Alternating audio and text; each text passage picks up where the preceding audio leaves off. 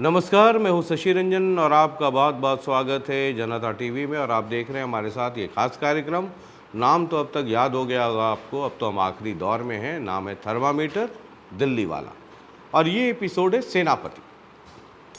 अब ये जितने दल हैं उनका एक दूल्हा है जो कैंडिडेट होते हैं ऑफिशियल पार्टी के, लेकिन उनसे महत्वपूर्ण होते हैं सेनापति जो पूरी लड़ाई की रणनीति तय करते हैं और वो पूरी लड़ाई लड़ते हैं। कुरुक्षेत्र में, सिरसा, हर जगह, भिवानी, महेंद्रगढ़, जितनी जगह है सब जगह सेनापतियों से आपको मिलवा रहे हैं। अब ये पूरे इलाके में घूमते घुमाते हम पहुंच गए रोहतक। अब रोहतक की लड़ाई बहुत दिलचस्प है और दोनों सेनाओं के लिए, कांग्रेस के लिए भी और बीजेपी के लिए भी। 2014 में जो विधानसभा क्षेत्र रोहतक जो है हल्का, वहाँ पर उनकी चौधर तोड़ दी थी मनीष ग्रोवर ने। और 2019 में हालांकि वो हार गए, लेकिन 2019 के लोकसभा चुनाव में दीपेंद्र हुड्डा को अरविंद शर्मा जो बीजेपी के कैंडिडेट थे उन्होंने हरा कर करके वो एक बार चौधर तोड़ी। अब ये 2024 है, अभी लोकसभा चुनाव है और 6 महीने 4 महीने के बाद विधानसभा चुनाव आएगा। बीजेपी खेमे से जो बीजेपी की लड़ाई पता नहीं कब से लड़ रहे हैं, जब शायद बीजेपी के 4 लोग झंडा उठाने वाले नहीं थे, तब भी उस वक्त एक शख्स थे रोहतक में, चाहे वो 2 लोग, 4 लोग, 5 लोग, वो झंडा उठाते रहे। मुझे याद है मैं एक चैनल में था, दूसरे चैनल में, जैसे ये नेता पार्टी बदलते हैं तो हमारा भी कभी कभी चैनल बदलता रहता है। तो उस चैनल में कार्यक्रम में आए थे ये सज्जन रोहतक से, बीजेपी की तरफ से, और बड़े नाराज़ होके गए। बोले अब क्या करते हैं आप, 2008-9 की बात होगी या 10 की, क्या करते हैं बताइए, आप तो कभी हम लोगों को जीतने नहीं देंगे। हमने कहा था जीतना हराना मेरे हाथ में नहीं है, लेकिन 2014 में वो जीत गए। आप समझ गए होंगे, मनीष ग्रोवर नाम है उनका। बहुत बहुत स्वागत है। धन्यवाद। तो मुझे तो याद है जब रोहतक में 4 आदमी ढूंढे नहीं मिलता था बीजेपी का, आज भले ही जलवा है, वक्त वक्त की बात है, तब से आप लगे हुए थे कि हुड्डा साहब की चौधर हिलाई जाए, चौधर हिलाई जाए। वो कहते हैं ना कि रस्सी आवत जावत, वो एक पुरानी कहावत है। तो तब में और अब में कितना फ़र्क आ गया?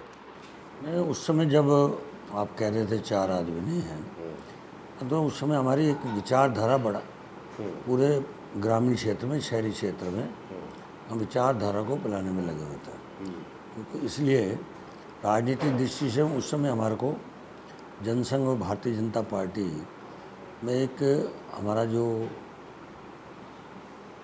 पूरे प्रदेश में मैं कह सकता हूँ हमारे नंबर कम थे, फिर भी हम विचारधारा को और बढ़ाने के लिए जनता के बीच में रहते थे। वो करते करते आखिर में जनता कांग्रेस के जिस तरह का भ्रष्टाचार, कांग्रेस का जिस तरह परिवारवाद, उसे जनता दुखी हुई और भारतीय जनता पार्टी के प्रति जनता ने विश्वास दिया। इसलिए आज पूरे प्रदेश में भारतीय जनता पार्टी के प्रति जनता का जो रुझान है, उनको ये लगे परिवारवादी पार्टी नहीं है, ये जनता की सेवा करने वाला पार्टी है। इसलिए आज मैं कह सकता हूँ कि भारतीय जनता पार्टी ग्रामीण हो शहरी हो, आज भारतीय जनता पार्टी के प्रति लोगों का काफ़ी झुकाव। 2014 में जब विधानसभा चुनाव हुआ तो आप जीत गए, 2000 और मंत्री भी रहे। 2019 में तो और स्ट्रांग होना चाहिए था, लेकिन आप हार गए। और 2014 और 2019 में 2016 भी हुआ, उसका भी एक रिएक्शन था, लेकिन बावजूद उसके आप हार गए, क्यों? हो सकता है रोहतक की जनता को अपने काम ना समझा पाया। जो 2016 वाली घटनाएं हैं, लोगों के मन में पीड़ा थी, उस पीड़ा को जनता ने कांग्रेस को 2019 पार्लियामेंट के अंदर भी, मेयर के चुनाव में भी उनको विरोधियों को हमारे को पस्त किया, उनको हराया। पार्लियामेंट ही हम जीते, मेयर का चुनाव भी जीते, परंतु विधानसभा चुनाव मैं हो सकता हूँ कि मैं विधानसभा के चुनाव में जो जनता के मैंने काम किए थे 10 साल यहाँ चौधरी भूपेंद्र सिंह हुड्डा रहे, उससे 3 गुना काम किए। जब विकास के नाम से कुछ लोगों को हो सकता संतुष्टि ना कर पाया हूँ, इसलिए लोगों का मत। या 2016 में जो पीड़ित जो लोग थे, शायद उनको ये भी लगा हो कि सरकार के तौर पे जो फॉरेन एक्शन होना चाहिए था, जो क्विक रिएक्शन होना चाहिए था, शायद वो नहीं रहा। और चूँकि आप सरकार और मनोहर लाल जी के बड़े खासम खास माने जाते हैं, तो वो भी गुस्सा आपके ऊपर उतरा। नहीं, रिएक्शन तुरंत हुआ, तुरंत रिएक्शन हुआ, फौज आई यहाँ पर, क्योंकि पूरे देश का, प्रदेश का, पूरे हरियाणा का माहौल ऐसा बिगड़ गया था। जगह जगह हमारे जो सरकार के एंटी थे, पूरे रोडों के ऊपर गांव, ग्रामीण क्षेत्र से खड्डे खोद दिए गए। वो मिलिट्री को आने में समय लगा। भाई तो पूरा हमारे माननीय मुख्यमंत्री जी उस समय बिल्कुल टच थे और समय समय से। हालांकि 2014 या 2016 की घटना के बाद तो 2019 से पहले पार्लियामेंट इलेक्शन हुआ जी, और उसमें तो जीत मिली। मैंने कहा पार्लियामेंट हाँ, हुआ, लेकिन उसके बाद विधानसभा में, मेयर में भी जीते, लेकिन उसके बाद विधानसभा में आप हार गए। चलिए ठीक है, वो तो पुरानी कहानी हो गई। अब 2024 है। कई बार ये चर्चा चली कि बीजेपी अपने कैंडिडेट को शायद बदल दे, है ना। कई जगह, कुछ जगह बदला भी, कई जगह नहीं, कुछ जगह बदला, बहुत R&D भी हुआ, लेकिन फिर आप लोग आकलन निष्कर्ष पे पहुँचे कि अरविंद शर्मा जी को ही रिपीट करना चाहिए। क्या वजह थी? भारतीय जनता पार्टी एक हमारी टीम है, प्रदेश की और देश की। वो चुनाव समिति में तय करती है कि किस प्रत्याशी को लड़ाना है। ये केंद्र ने स्टडी करी होगी कि डॉक्टर अरविंद शर्मा ही चुनाव जीत सकते हैं, इसलिए केंद्रीय चुनाव समिति ने डॉक्टर अरविंद शर्मा को ही पार्टी ने उतारा है। और पूरा विश्वास है कि भारतीय जनता पार्टी कार्यकर्ता इस बार फिर आदरणीय मोदी जी के 10 साल के काम, हमारे पूर्व मुख्यमंत्री माननीय मनोहर लाल जी के काम, इसे जनता मोहर लगाएगी और डॉक्टर अरविंद शर्मा जी दोबारा जीतेंगे, अच्छे मार्जिन से जीतेंगे, ये आपको मैं विश्वास दिला रहा हूँ। ये जो आपने कहा ना कि मोदी जी का काम, मनोहर जी का काम, वो तो आप लोग करते ही हैं, बताते ही हैं, लेकिन आप लोग बहुत ज़्यादा 2015 का वक्त भी याद दिलवाते हैं, 2016 भी याद दिलाते हैं। अरविंद शर्मा जी जो हैं आपकी पार्टी के कैंडिडेट, जो दूल्हा हैं, उनको भी लगाया था थर्मामीटर। मैं कह रहा था 2014 के पहले की आप बात याद दिलाते हैं, बोले ना तो 2014 के पहले भी और 2016 भी याद दिलाते हैं। तो अपना काम, बाकी दूसरी जगह जाइए तो अपना मोदी जी और ये चलता है। रोहतक इंटर कीजिए तो आप हुड्डा जी को भी याद करते हैं और मोदी जी को भी याद करते हैं। तो ये मतलब आपको लगता है कि मोदी जी का जिक्र करने से ज़्यादा इम्पोर्टेंट यहाँ हुड्डा जी का जिक्र करना हो जाता है? नहीं, हुड्डा जी एक वर्तमान में क्षेत्रीय नेता है और कांग्रेस का स्टेटस भी क्षेत्रीय रह चुका है, देश भर का नहीं रह चुका। ये भी एक जो क्षेत्रीय पार्टी है उसी में आ गया। वर्तमान में जो कांग्रेस की हालत ये है कि अब क्षेत्रीय पार्टी है। मोदी जी हमारे आज वर्ल्ड के नेता हैं और आज वो देश भर में गरीबों के लिए, अंतिम व्यक्ति के लिए जो योजना बना रहे हैं, किसानों के लिए, युवाओं के लिए, नारी शक्ति के लिए, गरीबी के लिए, इसलिए देश के प्रधानमंत्री को हर समाज का वर्ग उनको पसंद करता है। ये सिर्फ एक क्षेत्रीय, जैसे एक नेता होता है, जन नेता, उसी में है, आम जन के नेता नहीं है। तो हुड्डा जी का जो सबसे बड़ा एपिक सेंटर, जो प्रभाव का जो सबसे बड़ा इलाका है, वो यही वाला इलाका है, रोहतक झज्जर सोनीपत। और ये जो कंस्टिट्यूंसी है ये वही है। तो यहाँ आपके लिए मतलब मतलब एक रणनीति के तहत, मतलब मोदी जी का बखान करो और साथ साथ हुड्डा जी को भी याद करो, ये दोनों काउंटर ही चलता है ना, मतलब एक साथ नहीं। वर्तमान में हमारे इलाके में आपने जैसे कहा, ये परिवार ही है, परिवार से बाहर निकलते नहीं, इसलिए परिवार को ही हम इनके, जो कांग्रेस का आज हालत चिंताजनक है देश और प्रदेश में, परिवारवाद हमारे इस इलाके में सिर्फ परिवारवाद, वो हुड्डा परिवार ही है। अच्छा, हुड्डा परिवार किसी को तो आगे आने नहीं देगा, ना आने देता। अगर अभी इन्होंने, जब तक पार्लियामेंट की टिकट घोषणा नहीं हुई तो फेक न्यूज़ फेंकते थे। आज श्रीमती आशा हुड्डा को टिकट मिल गई, लोगों के व्यू लेते थे। फिर चौधरी भूपेंद्र हुड्डा का नाम फेंकते थे, फिर दीपेंद्र हुड्डा का फेंकते थे। ये फेंकते तो लोगों की व्यू लेते थे। अच्छा। इसलिए ये तो सबको पता है भाई, हुड्डा परिवार को डी पार्क से नौकरी मिलनी है, टिकट। यहाँ ना तो रघुवीर कादियान को मिलनी, ना आनंद सिंह दांगी को मिलनी, ना बीबी बत्रा को मिलनी वही है। इसलिए ये वर्तमान में कांग्रेस जो है सिर्फ क्षेत्रीय परिवार की है, परिवार के सिवा कुछ नहीं। मतलब इसलिए इनका खिलाफ जनता में रोष है कि ये सिर्फ परिवार को बढ़ाना चाहते हैं। तो मैं ये समझना चाह रहा हूँ कि आपके भाषणों में, आपकी रणनीति में, जहाँ आप मोदी जी की चर्चा करते हैं, तो वहाँ कितना परसेंट मोदी जी और कितना परसेंट हुड्डा जी? अब मोदी जी और हुड्डा जी का कोई लेवल ही नहीं है आपकी रणनीति में। हाँ, आप इलाके में याद दिलाते हैं ना, क्योंकि न्यूटन की थ्योरी है, every action has got equal and opposite reaction. तो जो आप हुड्डा जी को याद करते हैं, है ना, कोई भक्ति में याद तो करते नहीं है, भक्ति तो आपकी मोदी जी के प्रति है। तो हुड्डा जी को याद करने का भी तो एक जातीय समीकरण, एक राजनीतिक समीकरण आपको लगता होगा कि इनको याद करके इनके कार्यकाल को याद कराया जाए तो उससे हमें कुछ फ़ायदा मिलेगा। जनता को बताना जरूरी है, जनता के बीच बताना। भाई कांग्रेस जो एक नेशनल पार्टी है, आज प्रदेश में एक क्षेत्रीय पार्टी रह गई है, और कांग्रेस भी क्षेत्रीय पार्टी में परिवार की रह गई है। इसलिए कांग्रेस को लोगों के बीच में बताना ये आपका भला नहीं करेगी। अच्छा। ये अपने परिवार को, अपने बेटे को मुख्यमंत्री के लिए इनका फोकस है आज के दिन। भाई मुख्यमंत्री ठीक है, उनका अपना दल का है, अपनी दल की बातों किसको करें, परंतु जनता को बताना पड़ेगा भारतीय जनता पार्टी और कांग्रेस में कितना फर्क है। अब माननीय मनोहर लाल जी 9.5 साल मुख्यमंत्री रहे, केंद्रीय नेतृत्व ने कह दिया आपने सेंट्रल में आना है, 1 सेकंड नहीं लगाया, नायब सैनी को मुख्यमंत्री बना दी। कांग्रेस ये कर सकती है क्या?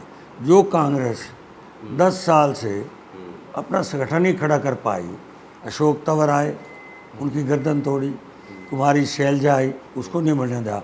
अभी चौधरी उदय बांधो, चौधरी भूपेंद्र सिंह हुड्डा एक ही हैं, वो भी क्यों नहीं अपना संगठन खड़ा कर पाए? वो भी संगठन ही खड़ा कर पाए। वर्तमान में 3 साल में जिसके पास 30 एमएलए हों,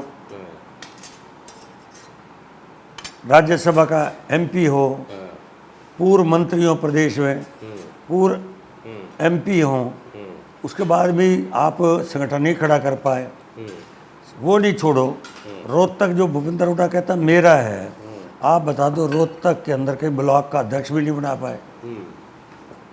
रोहतक जिले में कांग्रेस का अध्यक्ष भी नहीं है। इसलिए जनता इसलिए नहीं है कि मतलब जब होगा तो वो एक साथ होगा ना, सारे जितने लोग हैं वो एक साथ चुने जाएंगे, मतलब बनेंगे। तो बाकी जगह गाड़ी अटकी हुई है, इसलिए रोहतक में भी अटकी नहीं तो मैं कह रहा हूँ जी अटकी क्यों है?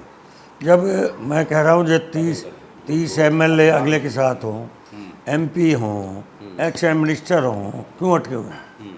अटकने के जो एक अपने परिवार को उभारना चाहते हैं, परिवार के साथ किसी को देना नहीं चाहते। इसलिए कांग्रेस से जनता दुखी है, क्यों? इन्होंने अपने भले के लिए सोचना है, परिवार के लिए सोचना है, इसलिए जनता इनको ठुकरा रही है। इसलिए हुड्डा की जो वर्तमान की जो स्थिति है, आप मोटा मोटा सोच लो, जो कांग्रेस के बड़े नेताओं को सबको इन्हें बर्फ लेने में लगा दिया। तो आप लोगों ने कहाँ छोड़ा? आपके वाले ने भी तो लगा दिया, सबके कांटे, सब कांटे निकाल दिए आप लोगों ने। मतलब हुड्डा जी उधर कांटा निकाल रहे हैं, मनोहर जी इधर कांटा, तो वो तो सब जो जहाँ है वो सब कांटा निकाल रहे हैं। नहीं, मनोहर जी नहीं। मनोहर जी एक पार्टी के एक वर्कर होने के नाते, जो केंद्रीय चुनाव समिति है, कुछ भी संगठन हो या सरकार हो, ये केंद्रीय चुनाव समिति तय करती है। अपने हाथ में, यहाँ किसी व्यक्ति के हाथ में नहीं है, व्यक्ति के हाथ में कुछ भी नहीं। क्या अभी सीईसी है, सेंट्रल इलेक्शन? नहीं, उनका नहीं है। उनका होता, आप ये ईमानदारी से बता सकते हैं, जिस तरह किरण चौधरी ने क्या कहा, राव दान सिंह ने मुझे 10,000 की सगन डाला था, मैं 20,000 में। करण दलाल जो इसका समधी है उन्होंने क्या कहा। और कुमारी शैलजा कहती है कि मुझे भूपेंद्र हुड्डा का कोई साथ नहीं चाहिए। इसलिए व्यक्ति मंच में बोल रहे हैं। भारतीय जनता पार्टी में ऐसा नहीं है। भारतीय जनता पार्टी अनुशासन पार्टी है। केंद्र और प्रदेश बैठ के जो समिति है हमारी, हर निर्णय वहाँ करती है, उसी निर्णय इम्प्लीमेंट होता है। तो कांग्रेस ये चाहती है और उसका भरसक प्रयास है कि चुनाव जो है कैंडिडेट वर्सेस कैंडिडेट हो। अगर हम रोहतक की बात करें तो दीपेंद्र हुड्डा वर्सेस अरविंद शर्मा हो। बीजेपी के लोगों का इंटरेस्ट है कि नहीं, ये चूँकि सेंटर का इलेक्शन है इसीलिए ये नरेंद्र मोदी वर्सेस राहुल गांधी हो। दोनों का अपना अपना इंटरेस्ट है। मतलब ठीक है कि ये केंद्र का चुनाव है, प्रधानमंत्री बनना है, लेकिन कैंडिडेट भी तो इम्पॉर्टेंट है। नहीं, प्रत्याशी बिल्कुल इम्पोर्टेंट है।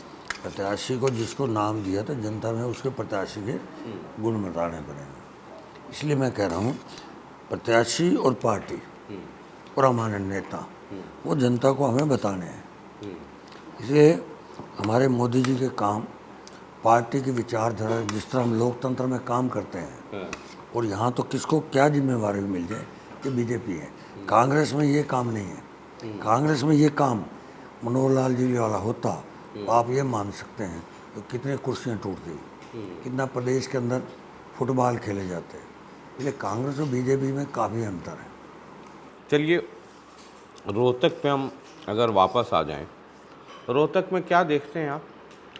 2019 में तो चलिए 7-7,500 कोसली ने आपकी जान बचा दी थी, है ना। क्या ऐसा है कि आपको लगता है कि, क्योंकि देखिए ठीक है हम इधर बैठे हैं, आपकी बात कर रहे हैं, बीजेपी के नेता की ये भी बातचीत कर रहे हैं, लेकिन ये हकीकत है ना कि दीपेंद्र हुड्डा इस इलाके में एक बड़ी ताकत है, व्यक्तिगत तौर पे भी। कोई बड़ी ताकत नहीं है जी। कोई बड़ी ताकत नहीं है। अच्छा, ये सिर्फ परसेप्शन है। ये सिर्फ चुनाव लड़े हैं। मुझे अपने बेटे को उभारने के लिए कि मुझे चंडीगढ़ जाना है। वो एमपी का चुनाव नहीं लड़े, वो एक जैसे विधानसभा का चुनाव लड़े। अच्छा, और ये कह रहे हैं मैं वाया दिल्ली जाऊंगा। मतलब चंडीगढ़ भया दिल्ली जाऊंगा।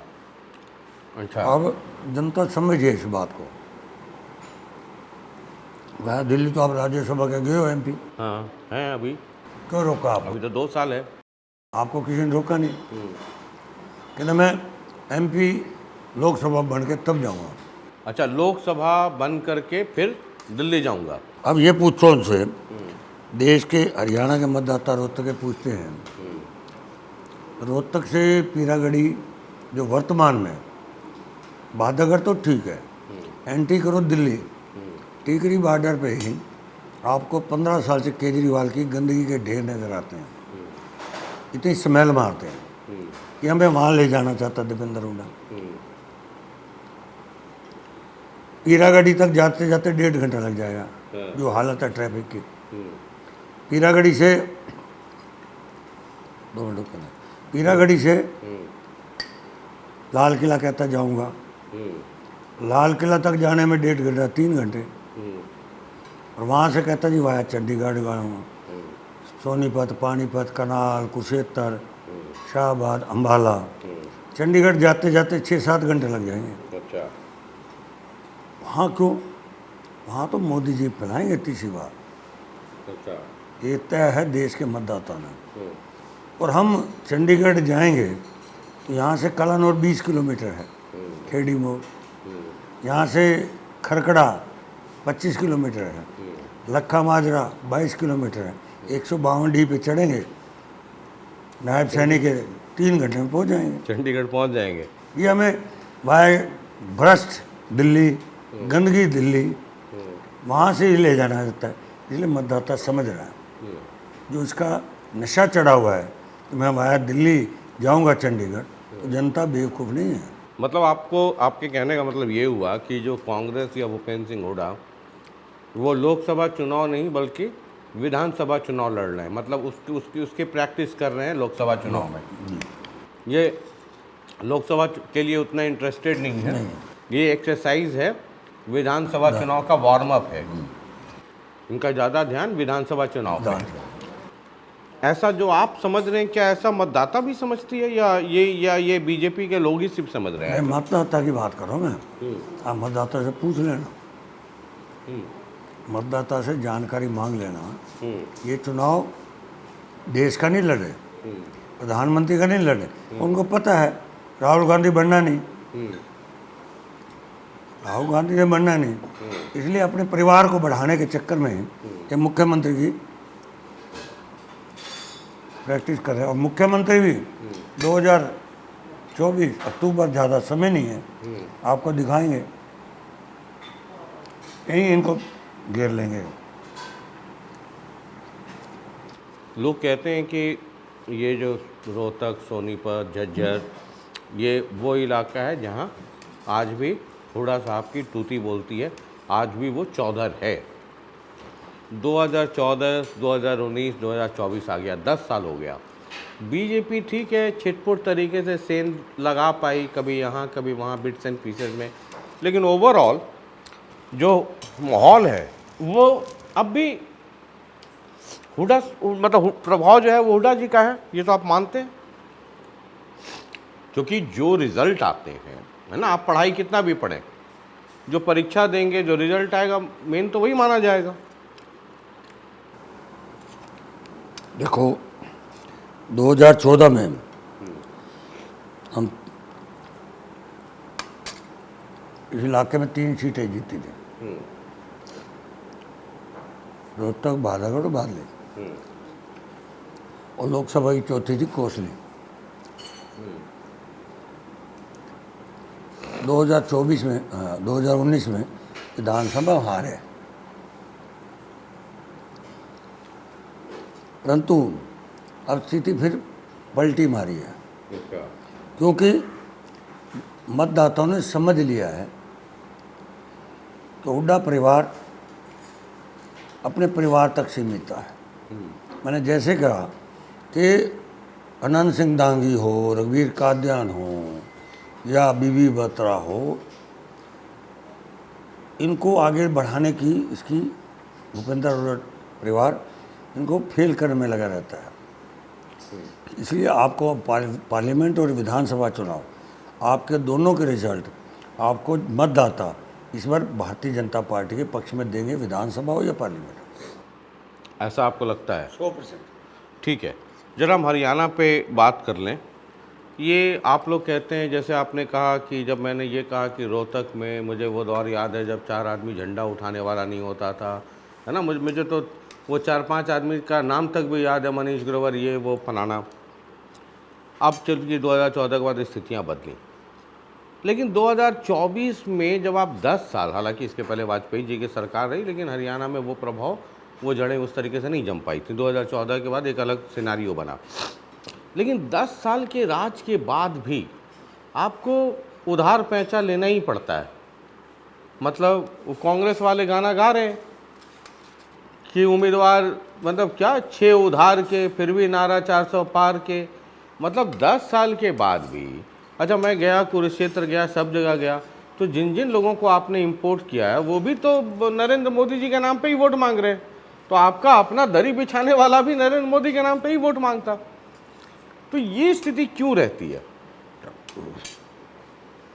वहाँ अशोक तंवर ले आए, मतलब रिसेंट में नवीन जिंदल, अशोक तंवर, चौधरी रंजीत सिंह चौटाला, हालांकि चलिए चौधरी साहब तो 4-5 साल से आपकी सरकार में थे, इंडिपेंडेंट समर्थन भी दे रहे थे, लेकिन फिर भी ये 3 हो गए। पुराने वाले राव इंद्रजीत सिंह और धर्मवीर, और ये मतलब आपकी पार्टी के विचारधारा वाले लोग, वो आप डेवलप नहीं कर पाए?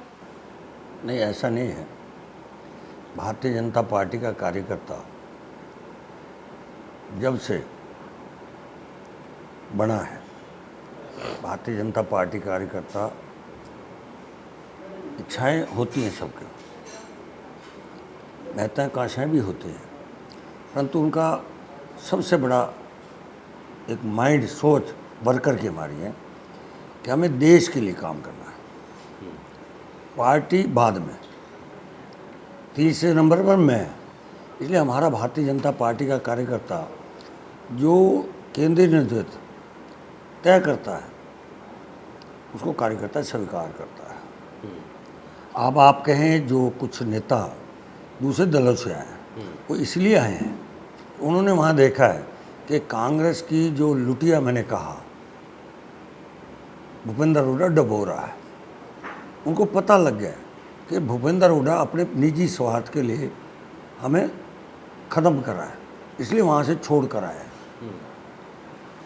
इच्छा उनकी जो थी दिखी कि ये तो अपने परिवार के बाहर निकल नहीं रहा, इसलिए वहाँ से छोड़ कर आए।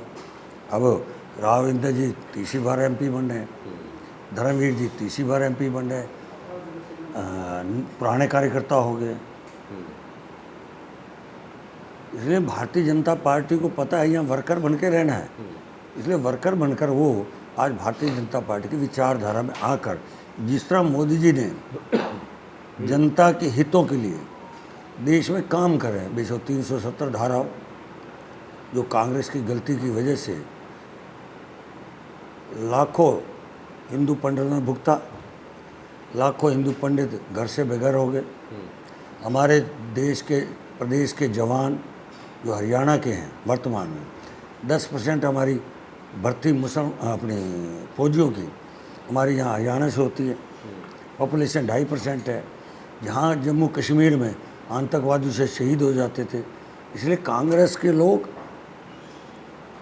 गलत नीतियों से, गलत निर्णयों से दुखी थे, इसलिए कांग्रेस के नेता वहाँ से छोड़कर भारतीय जनता पार्टी मोदी के जो काम है देश हित में, देश आगे कैसे बढ़े, वहाँ छोड़ कर आ रहे हैं। ठीक है, ये जो आपने कहा ना अभी परिवार, भूपेंद्र सिंह हुड्डा, ये वो जो अपोजिशन मतलब जो नॉन बीजेपी नॉन कांग्रेस वाले जितने अपोजिशन है, आईएनएलडी हो या जेजेपी हो या दूसरी पार्टियां हैं, वो कहते हैं कि भूपेंद्र सिंह हुड्डा की अच्छी सेटिंग है या अंडरस्टैंडिंग है बीजेपी के नेताओं के साथ, और कुछ केस मुकदमे हैं उनके ऊपर, तो आप भूपेंद्र सिंह हुड्डा को अपने बीजेपी अपने अनुसार टिल्ट करती रहती है, और एक अनसेड अंडरस्टैंडिंग है ना, कवर्ड अंडर द कवर एक अंडरस्टैंडिंग है मनोहर लाल खट्टर जी के साथ भी। कह रहे हैं देखिए बाकी जगह जो कैंडिडेट उतारा, करनाल संसदीय क्षेत्र में और करनाल विधानसभा में जो बाई इलेक्शन है,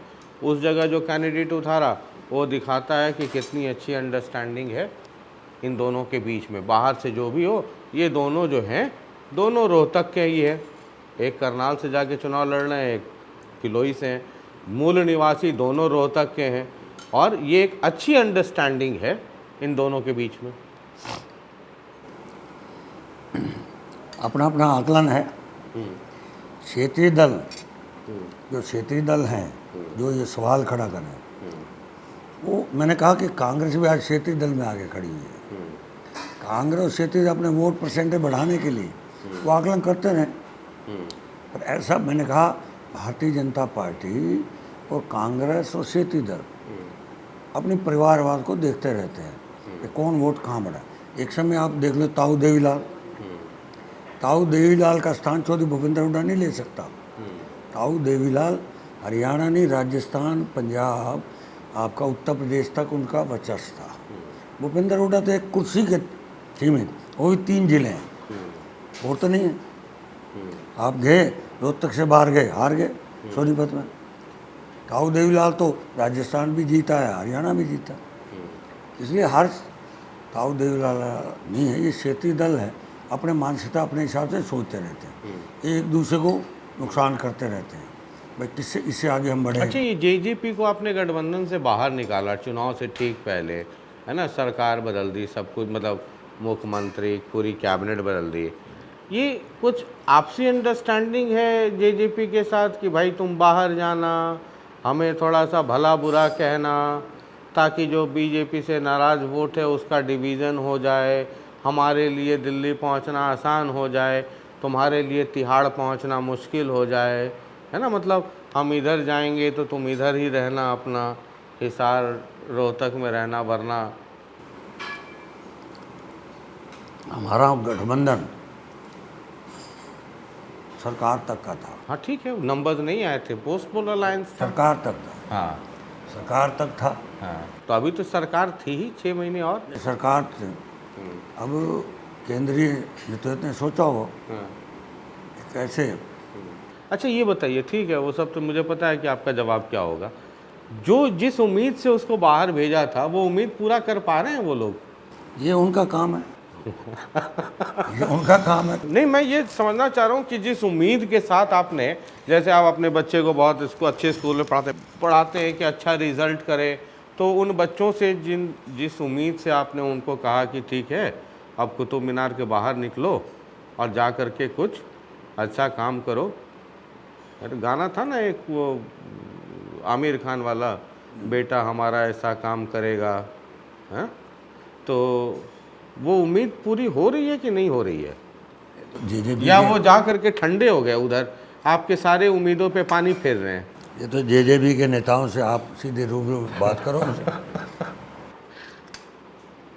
चलिए, तो हरियाणा में, हालांकि मैं ये पूछूंगा तो बड़ा मतलब मूर्खतापूर्ण सवाल होगा, मैं मनीष ग्रोवर से पूछूं कि अच्छा हरियाणा में कितनी सीटें जीतेंगे, है ना। ये आजकल कुछ पत्रकार पूछते हैं कि अच्छा जी बताइए, बीजेपी वाले से पूछेंगे कितनी सीटें जीतेंगे, मतलब उनको ये लगता है कि बीजेपी वाले कह देंगे कि जी हम तो 3 जीतेंगे 5, या कांग्रेस वाले वो सब के सब कहेंगे कि हम तो पूरी जीतेंगे। सबसे हाईएस्ट मार्जिन से कौन सी सीट जीतेंगे? अगर ये मान लें कि मनीष ग्रोवर का ये जवाब है कि हम तो 10 की 10 और बाई इलेक्शन करनाल वाली सब जीतेंगे, हाईएस्ट कहाँ जीतेंगे? जो आपने कहा वही हो, नहीं, करनाल तो बाई इलेक्शन। जो आपने कहा ना जी, हाँ। हाईएस्ट 10 की 10। वो तो 10 की 10 तो जीत जाएंगे। Highest। इस 10 की 10 में हाईएस्ट मार्जिन, ये हमारा 10 की 10 में रहेगा। अरे 10 की 10 में रहेगा। आपस में पार्टी के अंदर भी 2-4% कम बढ़ती होता रहेगा। 10 की 10 अच्छे मार्जिन से जीत। अच्छा मार्जिन आपके डेफिनेशन में क्या होता है? 50,000, 75,000, 1 लाख, 1.5 लाख? लाखों में। लाखों में मतलब, लाखों में मतलब 1 लाख के ऊपर, 2 लाख के ऊपर, लाखों के मतलब लाखों में 10 लाख के ऊपर। भाई मैं कह रहा हूँ लाखों में जितनी मर्जी हो तो काउंट कर रहे हैं। अच्छा, मतलब 1.5, 2, 3, 5 कुछ भी हो सकता है। जो मशीन आजकल आती है ना हाँ, नोट गिनने की, हाँ। कुछ मशीन में निकल के देखना हाँ। कितनी लाखों में मोदी मोदी मोदी निकले। अच्छा, तो आपको लगता है कि कांग्रेस ने जिस तरीके से टिकट दिया वो आपके लिए कोई थ्रेट नहीं है? कोई चुनौती नहीं। मतलब लोग कह रहे हैं कि हुड्डा जी ने तो इस बार दोस्ती निभानी छोड़ दी। करण सिंह दलाल की जगह महेंद्र प्रताप को टिकट, श्रुति की जगह रौदान सिंह को टिकट, है ना, ब्रिजेंद्र की जगह जेपी को टिकट, वरुण मौलाना को टिकट। तो लोग कह रहे हैं कि मतलब ये दोस्ती निभा करके चुनाव जीतने के लिए उन्होंने ये टिकट दिया है। दोस्ती निभानी रहती तो कुलदीप शर्मा हो जाते करनाल से, करण दलाल हो जाते फरीदाबाद से, है ना। तो ये दोस्ती निभ जाती, कैप्टन अजय यादव अपने प्रेशर में ले लेते गुड़गांव से। लेकिन टिकट तो ऐसा दिया कि मतलब चुनाव लड़ने वाले मूड से दिया है। तो आपका आकलन है।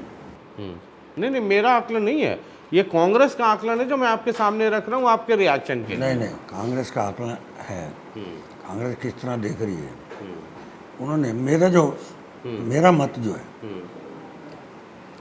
कांग्रेस को खत्म करने के लिए टिकटें बांटी है भूपेंद्र हुड्डा ने। अच्छा, कांग्रेस को खत्म करने के लिए टिकटें बांटी हैं। और ये भी तय है, उन्होंने कहा है हरियाणा के सभी कांग्रेसी मेरी रोहतक लोकसभा में आके बैठे, अच्छा, मेरे बेटे को जिताओ, हाँ, मुझे मुख्यमंत्री बनाना है। अच्छा, आप दूसरे एंगल से सोच रहे हैं, मैं और एंगल से कह रहा हूँ। अच्छा, कांग्रेस को खत्म करने के लिए ही ये इस तरह की टिकटें दी गई है। आप ये बताओ, जब इंडी गठबंधन हो रहा था उस समय भूपेंद्र हुड्डा का अगर पास को आपकी पास उसकी वीडियो हो तो जनता को दिखाना। उन्हें ये कहा था हरियाणा में मैं गठबंधन नहीं चाहता हूँ, कह रहे थे कि अपने दम पे लड़ेंगे, 10 की 10 ना एनएलडी चाहिए ना आम आदमी चाहिए। नहीं हो गया। हाँ, फिर हाँ, भ्रष्टाचार केजरीवाल हाँ, जो जेल में है, हाँ, कुरुक्षेत्र की भगवान कृष्ण की धरती पर एक भ्रष्टाचारी को उतार कर उसके चरणों में गया कि नहीं गया? अहंकार पहला खत्म, 1 विकेट पहली गई, 9 बच गई, 9 में से एक भी सीट उन्होंने ये कहा कि सब हारेंगे। ये भूपेंद्र हुड्डा के लोगों के बीच में जाके अपने समर्थकों को प्रदेश में कहा है। आपको तो स्टेट चाहिए ना, क्या करोगे वहाँ? अच्छा, आपको स्टेट चाहिए, दिल्ली से क्या मतलब है? दिल्ली के क्या है? हाँ, दिल्ली में राहुल गांधी तो बनना नहीं प्रधानमंत्री। हाँ, अच्छा, आपको स्टेट चाहिए, इसलिए थोड़ा चुप हो जाओ, अच्छा, बैठ जाओ। जो आप कह रहे हो कुलदीप शर्मा, हाँ, ये अपना करण दलाल, हाँ, ये सब चुप बैठाए, अच्छा, बैठ जाओ। क्या करोगे सेंटर में जाकर? सेंटर सरकार तो आनी नहीं आपकी। हाँ, राहुल गांधी अकेला थी तू करता रहेगा। हम्म, इसलिए मेरे साथ लग रहे चुपके हम अपनी भूमिका बढ़ाएंगे और फिर देखना, फिर मज़े काटेंगे। इसलिए वो योजनाबद्ध तरीके से पूरे प्रदेश को अपने बेटे को छोड़कर सबको हराने के लिए एक एजेंडा है उसका, वो दौर पर। चलिए, बहुत बहुत शुक्रिया आपसे बातचीत करने के लिए, मतलब समय देने के लिए और बातचीत करने के लिए। सेनापति का एपिसोड का मतलब ही है कि आपकी क्या समझ है, क्या रणनीति है, क्या कैलकुलेशन है, वो भी समझा जाए। और रोहतक आए और मनीष ग्रोवर जी से बात ना करें तो कहानी अधूरी रह जाएगी। इसलिए बहुत बहुत शुक्रिया बातचीत करने के लिए। चाय आधा तो हाँ, आधी कप चाय और पी लेंगे सर। तो ये मनीष ग्रोवर जी हैं, सेनापति हैं। दूल्हा तो इनकी पार्टी में अरविंद शर्मा हैं। अब जो कैलकुलेशन, अच्छा, मनीष ग्रोवर जी को इस हिसाब से भी समझिए कि कई बार कई लोग मजाक में कह देते हैं कि मनीष ग्रोवर तो आजकल 2014 के बाद रोहतक के मुख्यमंत्री हैं। तो कहने का अभिप्राय ये होता है कि रणनीति, उसका इम्प्लीमेंटेशन, बड़ा इम्पॉर्टेंट रोल, और उसका इम्प्लीमेंटेशन वो मनीष ग्रोवर जी अदा करते रहते हैं। तो इसलिए इनको समझना भी बड़ा आवश्यक था। अब ये कांग्रेस में जो टिकट का बंटवारा हुआ है उसको ये अलग तरीके से डिफाइन कर रहे हैं, अलग तरीके से सोच रहे हैं, या उस एनालिसिस को अपने तरीके से लोगों को समझाने की कोशिश कर रहे हैं। चुनाव में परसेप्शन बड़ा इम्पॉर्टेंट रोल प्ले करता है। और चुनाव में एक और बात बहुत खास होती है, आप चुनाव डिफेंसिव होकर नहीं लड़ सकते। You have to be offensive. Agenda आप सेट करें और बाकी लोग उसके इर्द गिर्द घूमते रहें। अब कौन इस इलाके में एजेंडा सेट कर रहा है और कौन इसके इर्द गिर्द घूम रहा है, वो आप समझिए। बाद बाकी 4 जून को हम लोग देखेंगे किसके यहाँ लड्डू बट रहा है, वहीं चलेंगे। अपना तो काम लड्डू खाने से है, जहाँ बटेगा वहीं चलेंगे। बहुत बहुत शुक्रिया, नमस्कार। और थर्मामीटर हम लगा रहे हैं, टेम्परेचर आप नोट करते रहिए। बाकी 4 जून को साथ चलेंगे लड्डू खाने। शुक्रिया।